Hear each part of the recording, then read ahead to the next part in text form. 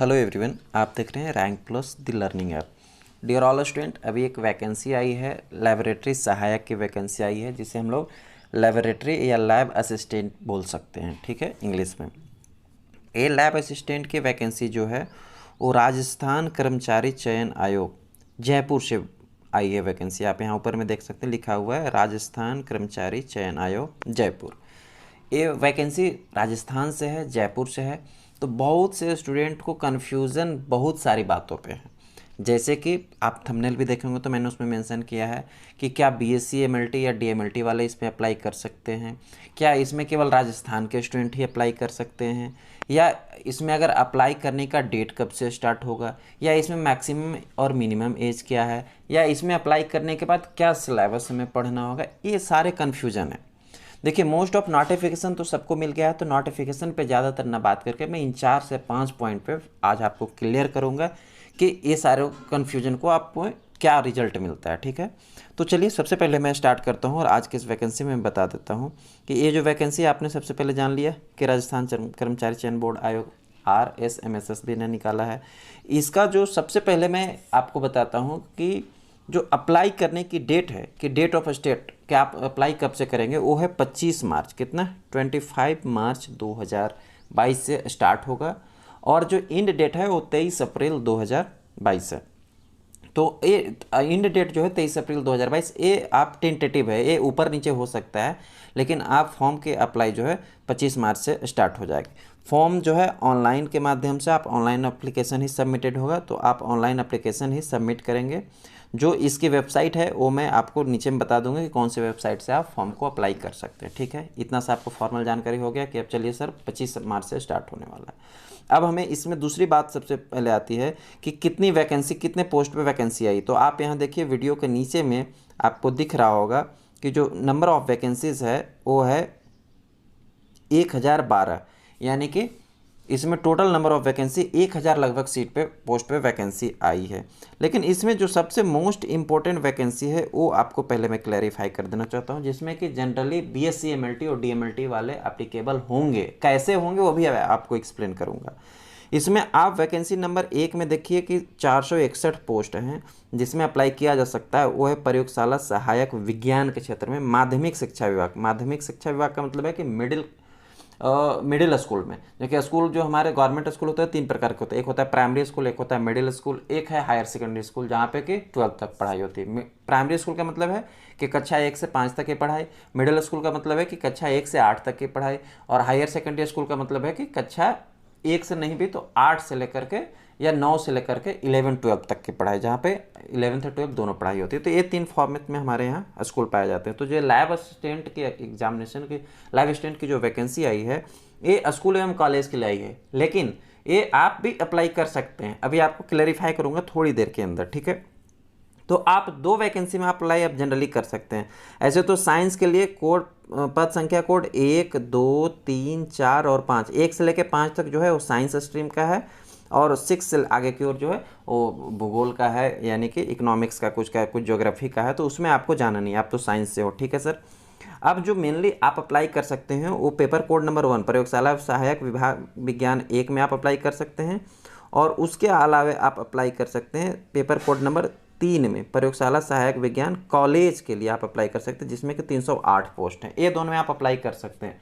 ऐसे आपकी चॉइस है, साइंस वाले किसी और में भी अप्लाई कर सकते हैं। ठीक है, मैं तो रिकमेंड करूंगा कि इन दोनों में से आप किसी में भी अप्लाई कर सकते हैं। तो आगे अब आपको जानकारी, आपको 1000 पोस्ट पे वैकेंसी निकला है। ठीक है सर, और उसमें से आपको अप्लाई करनी है पेपर कोड नंबर 1 और 2 वाले में, 1 और 3 वाले में। ठीक है, ये दोनों आपको जानकारी मिल गई। अब सबसे ज़्यादा कन्फ्यूजन है बच्चों को कहाँ पे, ये ज़रा समझिए कि सर क्या मैं बीएससी एमएलटी किया हूँ, और क्या अगर मैं डीएमएलटी किया हूँ तो क्या मैं अप्लाई कर सकता हूँ इस वैकेंसी में। ऑफ कोर्स कर सकते हैं, बेशक कर सकते हैं आप, लेकिन कैसे अप्लाई करेंगे वो पहले आपको बताता हूँ। देखिए, यहाँ पे इन्होंने पात्रता एवं शैक्षणिक योग्यता को मेंशन किया, उसको पहले आपको समझाता हूँ। अभी मैंने क्या बताया था आपको कि पेपर कोड 1 या पेपर कोड 3 में आप अप्लाई करना है। तो पेपर कोड पहले 1 वाले को समझाता हूँ। 1 वालों के लिए इन्होंने जो एजुकेशनल क्वालिफिकेशन मांगा है, मैंडेटरी किया है, वो पहले आप समझिए। वैकल्पिक विषयों के रूप में निम्नलिखित विषयों में से कम 3 विषयों तक सीनियर सेकेंडरी एग्जामिनेशन आपको पास होना है।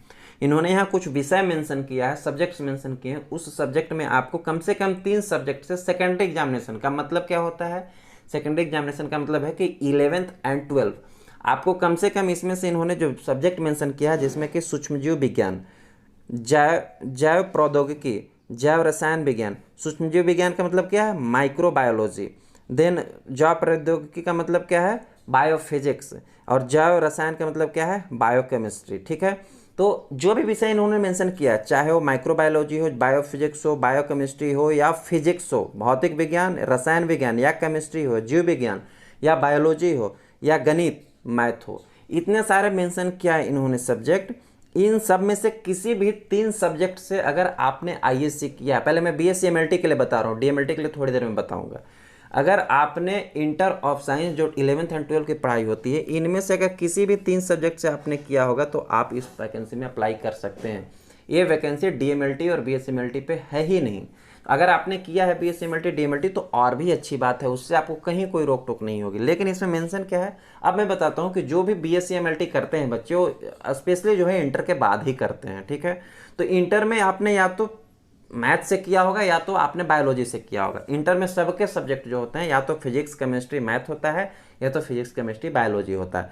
इसमें इसने साफ मेंशन कर दिया है सर कि अगर आपने फिजिक्स केमिस्ट्री बायोलॉजी या मैथ दोनों में से किसी से भी किया है तो आप अप्लाई कर सकते हैं, बेशक कर सकते हैं, कोई कन्फ्यूजन के पार्ट नहीं है। ठीक है, इसके अलावा भी अगर कुछ बच्चों का स्पेशल सब्जेक्ट्स होता है, बायो फिजिक्स लेते हैं, बायो फिजिक्स लेके माइक्रोबायोलॉजी भी लेते हैं, या बायोकेमिस्ट्री भी लेते हैं, तो वो भी अप्लाई कर सकते हैं। लेकिन जनरली तो फिजिक्स केमिस्ट्री मैथ और फिजिक्स केमिस्ट्री बायोलॉजी दोनों वाले अप्लाई कर सकते हैं। ये आपको मेंशन किया है, यानी कि आप बीएससी एमएलटी वाले अप्लाई कर सकते हैं बच्चे, कोई दिक्कत की परेशानी की बात नहीं है।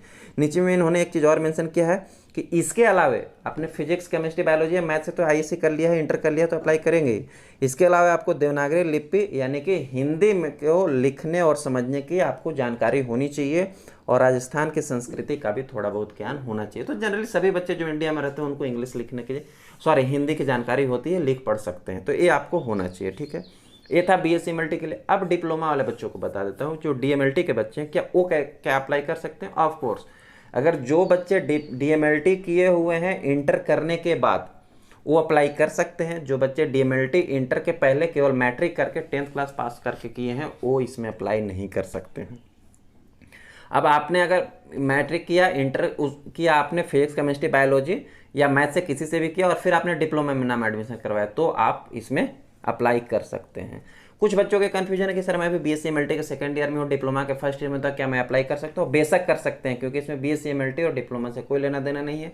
आपके इंटर जो है सेकेंडरी एग्जामिनेशन यहाँ पे साफ इन्होंने मेंशन किया 11th एंड 12th आपकी कंप्लीट होनी चाहिए किसी भी रिकॉग्नाइज्ड बोर्ड से।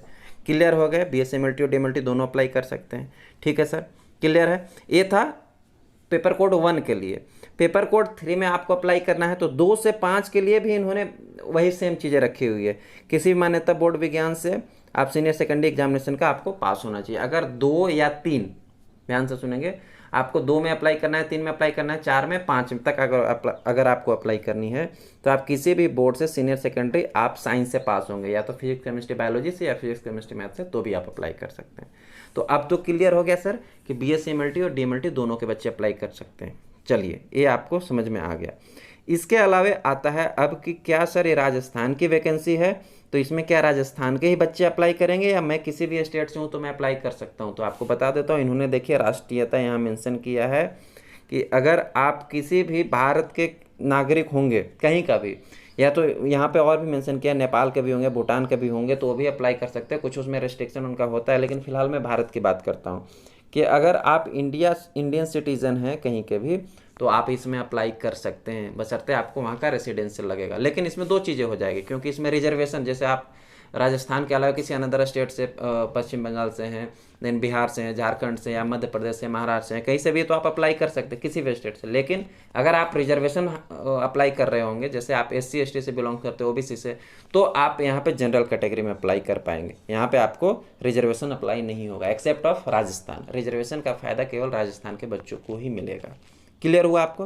आप कहीं के भी बच्चे अप्लाई कर सकते हैं इसमें। दूसरी आती है अब एक और चीज़ है कि सर एज लिमिट क्या है, कि कितने वर्ष के बच्चे इसमें अप्लाई कर सकते हैं। देखिए इसमें जो आपकी एज है 1 जनवरी 2023 तक, देखिए इसमें 2022 भी नहीं मेंशन किया। अभी जिसका जो अंडर एज होंगे ना वो भी अप्लाई कर सकते हैं, क्योंकि इसकी 1 जनवरी 2023 में जिसकी एज मिनिमम जो है 18 वर्ष होगी, यानी कि अगर अभी आपको 17.5 साल भी हो रहा होगा ना तभी आप अप्लाई कर पाएंगे, क्योंकि आपको 1 जनवरी 2023 को 18 वर्ष होना है। मिनिमम एज इसकी 18 साल है और मैक्सिमम एज जो है 40 ईयर्स है। 40 साल से ज़्यादा नहीं होनी चाहिए। 18 से 40 साल के अंदर में जो भी बच्चे हैं वो अप्लाई कर सकते हैं। ठीक है।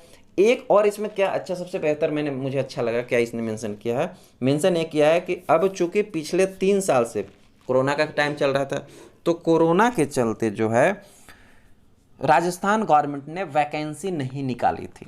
कोरोना के चलते लैब असिस्टेंट की राजस्थान सरकार ने वैकेंसी नहीं निकाली 3 साल से, इसलिए जिनका 40 साल एज कंप्लीट हो गया था आज से 3 साल पहले, तो वो भी इसमें अप्लाई कर सकते हैं। सपोज दैट कि उनको अगर 41 या 42 या 43 साल एज हो गया होगा, वो भी अप्लाई कर सकते हैं, क्योंकि इन्होंने साफ मेंशन किया है स्पष्टीकरण में कि अगर किसी की एज 3 साल पहले पूरी हो गई थी तो इन्होंने 3 साल जो है एज की रिलैक्सेशन दी है, कि हमने 3 साल वैकेंसी नहीं निकाला है, इसलिए आप कि अगर एज 3 साल ओवर एज हो गई, 40 से ज़्यादा हो गई, तो भी आप अप्लाई कर सकते हैं। ठीक है, ये बहुत ही अच्छी चीज़ इन्होंने मेंशन की थी।